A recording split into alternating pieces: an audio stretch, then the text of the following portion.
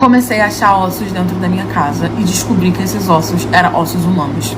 Eu morava numa cidade bem pequenininha, aquela cidade típica de acontecer umas coisas meio esquisitas, mas que no fundo todo mundo achava que era lenda e que tava tudo bem. Com 19 anos eu me casei, eu terminei a escola, mas eu realmente não tinha muita expectativa de estudar, de me formar. Eu queria ser dona de casa, como a minha mãe foi, a gente foi criado dessa forma. Éramos 4 irmãs, as 4 já estavam casadas, eu era mais nova. Me casei com um homem que eu escolhi, foi um homem que me tratou muito bem. Não era um homem muito lindo, não era um homem que você olhava, meu Deus, que beleza, exuberante, não era, mas era um homem que me conquistou, que me tratou muito bem, que sempre foi gentil comigo. Ele trabalhava, era um homem honesto, ele frequentava a minha casa porque ele era amigo do meu pai. Comecei a dar umas conversadas com ele, a gente começou a se paquerar e com isso a gente começou a namorar. Não demorou muito, eu me casei com ele. E meu casamento com ele sempre foi um casamento maravilhoso. A única coisa que me incomodava um pouco era relacionada ao trabalho dele.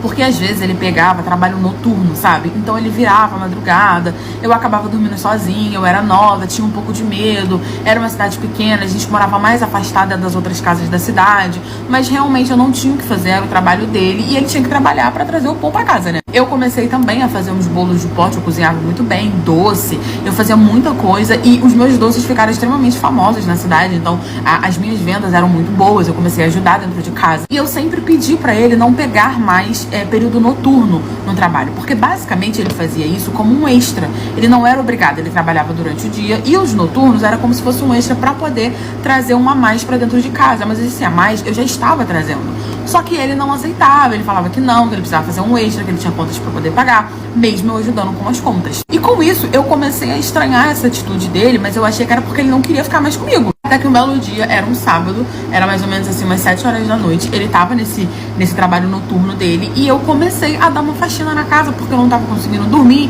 eu tava extremamente agitada, comecei a dar uma faxina na casa e achei um saco de osso embaixo do armário da cozinha. Na hora eu me assustei, fiquei assim, extremamente sem entender o que estava acontecendo, o que é isso, como assim, e eu deixei aquilo em cima da mesa e comecei a procurar outros lugares e eu fui achando em vários e vários lugares. Às vezes estava num saquinho, mas às vezes estava solto no chão, às vezes estava escondido debaixo de uma roupa. Eu, em desespero, liguei para uma amiga minha que fazia faculdade de medicina, porque na minha cabeça aquilo ali não era osso de animal, não era osso de mentira. Eu liguei pra ela porque eu precisava confirmar que aquilo ali era osso humano.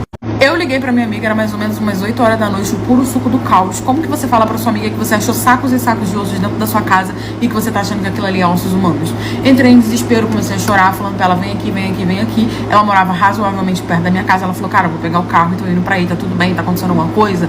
Eu falando que eu tô sozinha, que eu tava sozinha, que eu precisava que ela fosse pra lá pra me ajudar numa questão.